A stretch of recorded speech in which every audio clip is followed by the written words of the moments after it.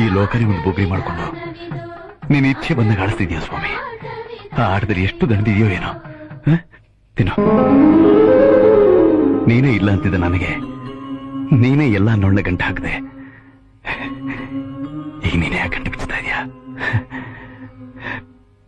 ಅಣ್ಣ ತಮ್ಮ, ತಂದೆ ತಾಯಿ, ಹೆಂಡತಿ ಮಕ್ಕಳು, ಆಸ್ತಿ ಪಾಸ್ತಿ ಅನ್ನೋ ಎಷ್ಟೋ ಬಂಧಗಳಲ್ಲಿ ಜೀವಿನ ಸಿಕ್ಕಾಕಿಸ್ತೀಯ. ಆ ಸಿಕ್ಕುಗಳನ್ನ ಮೃತ್ಯು ಅನ್ನೋ ಒಂದು ಚಿಕ್ಕ ಸ್ಪರ್ಶದಿಂದ ತಟ್ಟಂತ ಬಿಡಿಸ್ಬಿಡ್ತೀಯ.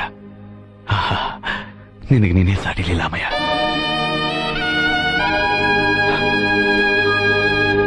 ಸ್ವಾಮಿ, ನಿನ್ನ ಕಣ್ಣಲ್ಲಿ ನೀರ? ನನ್ನ ಲೀಲೆಲೆ ನನಗೆ ನೆನಪಿಸಿ ಕಣ್ಣೀರು ಬರೋ ಹಾಗೆ ಮಾಡ್ತಾ ಇದೀಯ.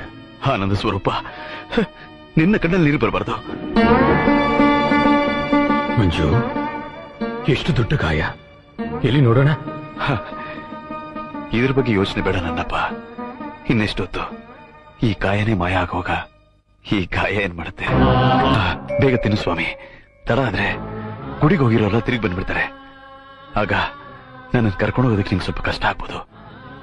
ಅದಕ್ಕೆ ತುಂಬಾ ಆಲೋಚನೆ ಮಾಡಿ ಅವ್ರನ್ನೆಲ್ಲ ಕಳಿಸ್ಬಿಟ್ಟೆ.